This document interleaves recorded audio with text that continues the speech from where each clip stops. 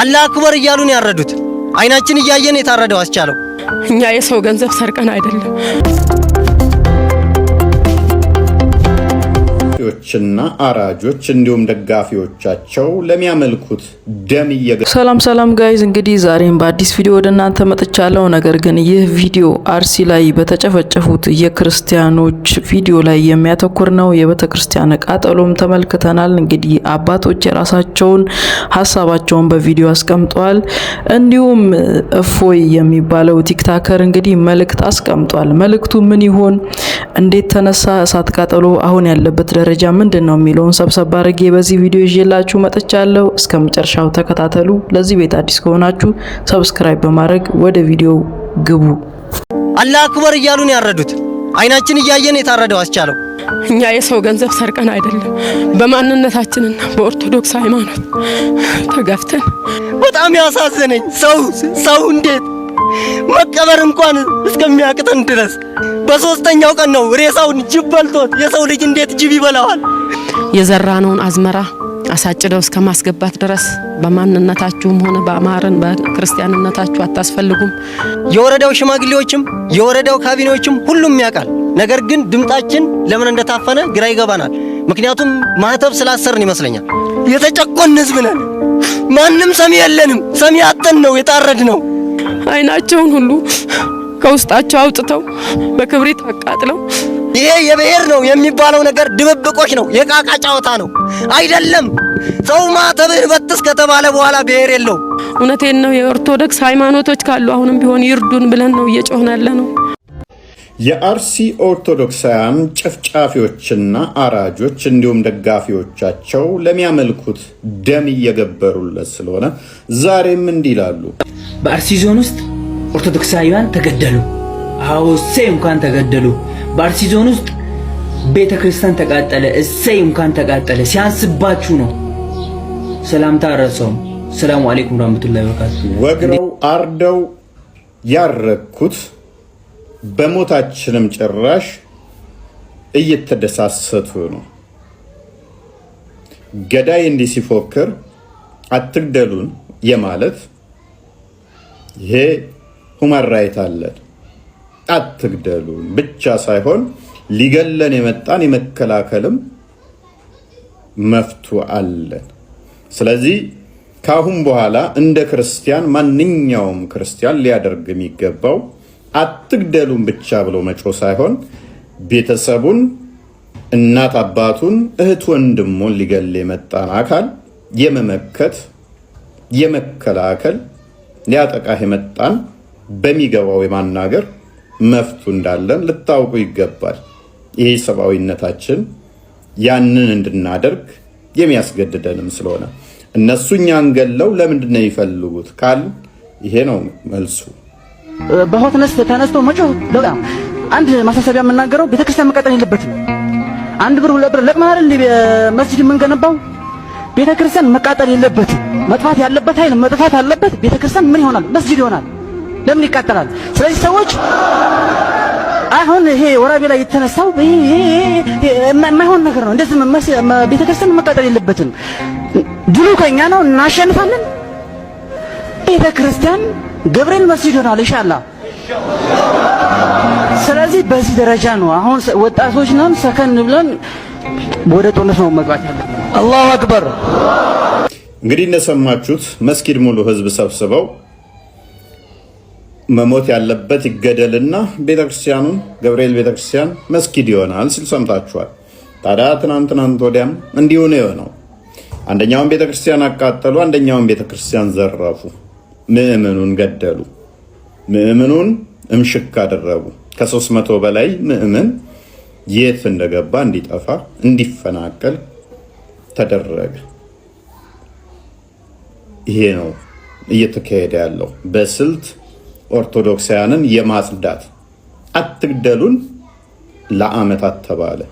አሁን አትግደሉን ሳይሆን ራሳችን አንገደልም ብለን እምቢ የማለት ህዝባዊ እምቢተኝነትን ኦርቶዶክሳውያን የማሳየት ጊዜያችን አሁን ይመስለኛል። እንዲህ ነው ደግሞ እያደረጉ ከአርሲ ኦርቶዶክሳውያንን ለዓመታት ካጸዱት በኋላ መሬቱን እንዲየተካፈለ ያሲ ዞን ያሰላ ከተማ እንዲሁም የቲዮ ወረዳ የሙስሊሙን ህብረተሰብ ችግር ግምት ውስጥ በማስገባት ይህንን ሰፊ ሜዳ እምብርት ዋናው መንገድ ላይ የሙስሊሙ ተአምር ነው። 100 ካሬ ሜትር ማለት በጣም ሰፊ ነው። የአርሲ ዞን ሙስሊሞች ሰፊ ቢሆኑም ሙሉ ለሙሉ ይመጥናል ብለን አንልም። ይሄ ያልተገኘ ያልነበረ እድል ነውና እጃችን እንግዲህ እንደተመለከታችሁት ነው። እቅዳቸውን በፍጹም ሳይዘነጉ ያሳኳት እንዳለ ከዚህ እንረዳለን። ኦርቶዶክሳውያንን ከአርሲ የማጥዳትና ቦታዎችን የመያዝ መቼም ሰዎች በየትኛውም ዓለም ላይ መፍታቸውን ያስከበሩት በማለቃቀስ ሳይሆን ክንደ ብርቱ በመሆን ህብረታቸውን በማጠናከር ለዓላማቸው ጠንክረው በመስራት ነው። ስለዚህ አንድም ሆንክ ሁለትም ሆንክ ሶስትም ሆንክ መፍትሄን ለማስከበር ጠንክረህ ልሰሩ ይገባል። እምቢ ማለት እስካልጀመራችሁ ድረስ በማንኛውም ሁኔታ በየትኛውም ሁኔታ እንደ አህያ ሊጭናችሁ ለሚፈልግ አካል እምቢ ማለትን እስካልለመዳችሁ ድረስ ሚዲያው ላይ በመጮህ ብቻ መፍትሄ የሚመጣ አይደለም። የሆኑ ተቋማት የሆኑ አባቶች እንዲጮሁላችሁ ብቻ መፍትሄ ልትጠብቁ አይገባም። እምቢ ማለትና ይሄንን የተሽመደመደ አካሄዱ ጤናማ ያልሆነ ደም ካልጠጣ ማይረጋን አካል አሽቀንጥሮ ይመጣል። የሁላችንም ድርሻ ይሆናል።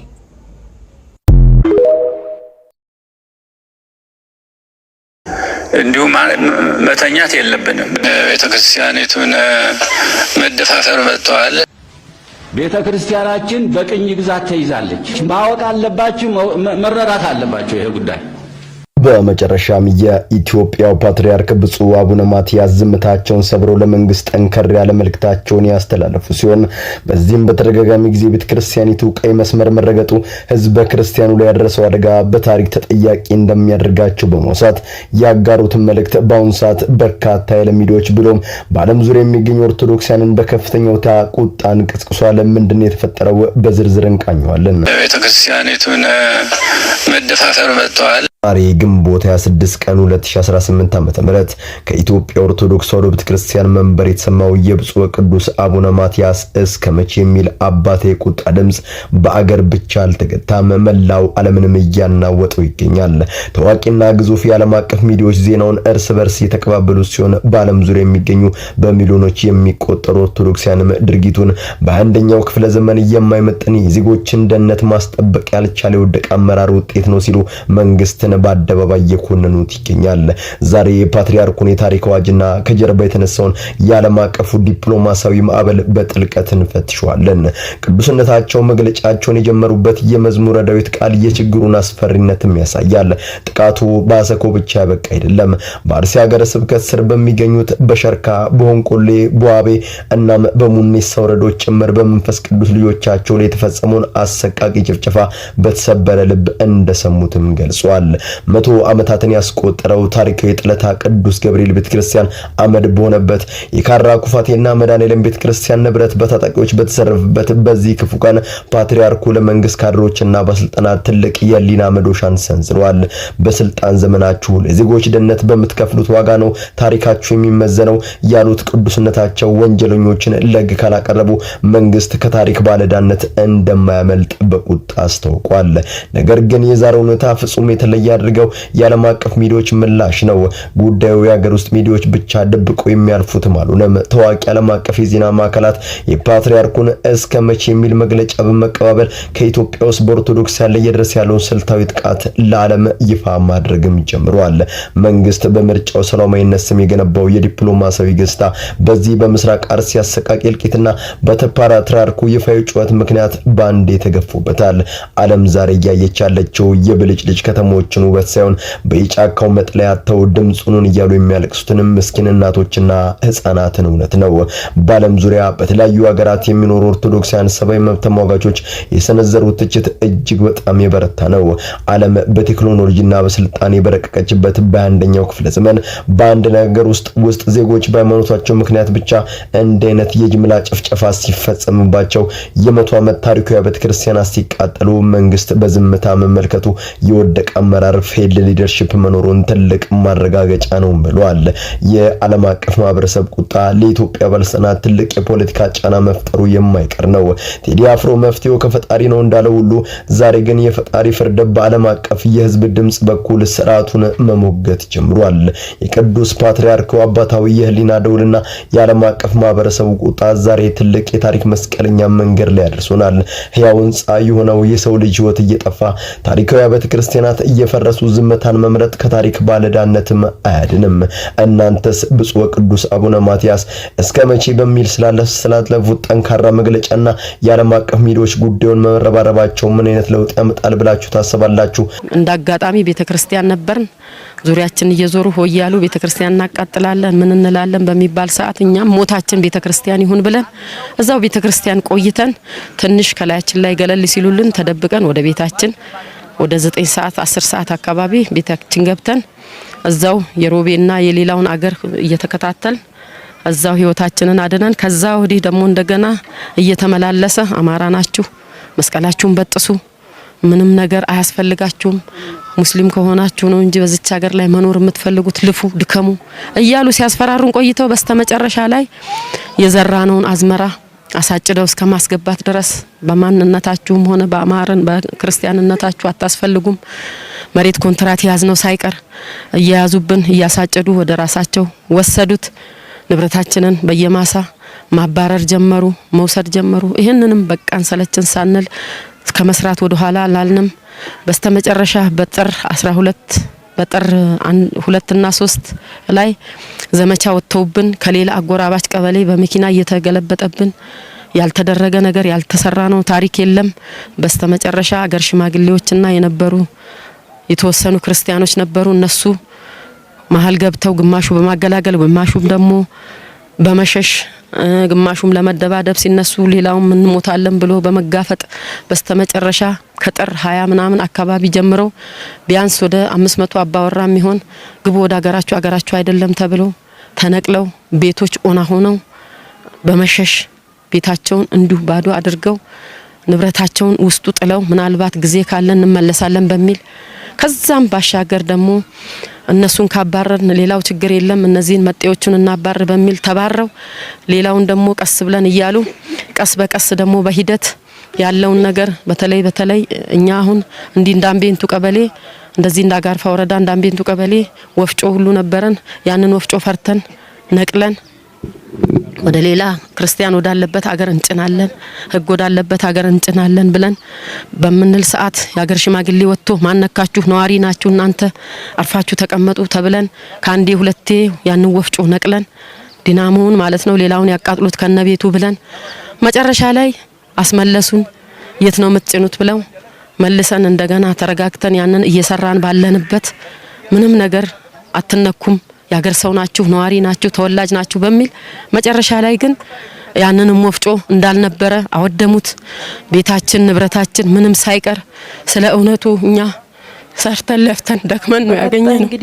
እኛ የሰው ገንዘብ ሰርቀን አይደለም በማንነታችን በኦርቶዶክስ ሃይማኖት ተገፍተን ይሄው እዚህ ደረጃ ደርሰን ዛሬ ይሄውና በአደባባይ በሜዳ ላይ ተጥለን የት ነበራችሁ የት ቀራችሁ እንኳን አላሉንም። ይሄው እዚህ ቀርተን እዚህ ነው ያለነው። እንግዲህ እውነቴን ነው በምንጮህበት ሰዓት ከወረዳ ያላለፈ እህላችን ራውንድ አፕ በመርጨት ከጥቅም ውጪ በማድረግ ደረቅ ሆኖ ይሄው ማሳው እንዲሁ ቀርቷል።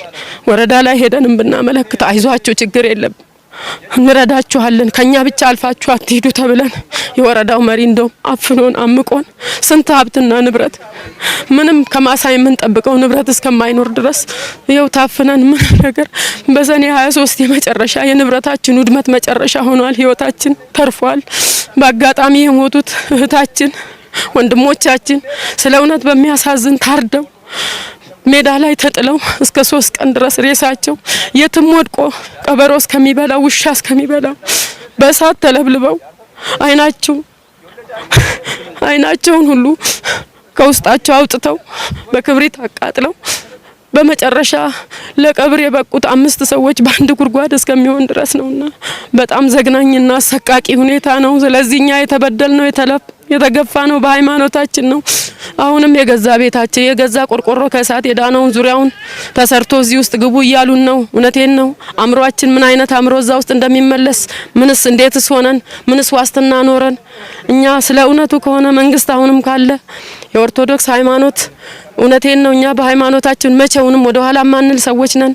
መቼውንም ከሃይማኖታችን ወደ ውጪ ሌላ ማናንገራግር ሰዎች ነን። በዚህም ነው የተጠላ ነው፣ በዚህም ነው የተገፋ ነው እና አሁንም ቢሆን የእውነት የኦርቶዶክስ ሃይማኖት እንደ ኢትዮጵያ አይደለም እንዳለም ያስበን ይጩህልን። እኛ ነገ ሟች ነን፣ የምንገባ ሰዎች ነን። ሀብት ንብረት አለን፣ መሬት አለን። የቀረውን ምናልባት እርሻ ለማረስ ዘር ይሄው እነሱ ዛሬ በሞቀ ቤታቸው ቁጭ ብለው ዘራቸውን እየዘሩ ነው። እኛ ምን ዘራው የለም ምንም ነገር፣ ሁሉም ነገር ተበላሽቷል፣ አልቋል። ስለዚህ ይሄንን ደግሞ መንግስት ካለ መንግስትም ይጩህልን፣ እንደ ኦርቶዶክስ ሃይማኖትም ይርዳን፣ እንደ ኢትዮጵያ ህዝብ እውነቴን ነው። የኦርቶዶክስ ሃይማኖቶች ካሉ አሁንም ቢሆን ይርዱን ብለን ነው እየጮህን ያለ ነው እና ይሄንን ይመስላል። እኔ በሌላ ቪዲዮ እስከምንገናኝ ድረስ ቸርን ሰንበት። ቤቱን ሰብስክራይብ በማድረግ የቤተሰብ አባል ሁኑ እያልኩ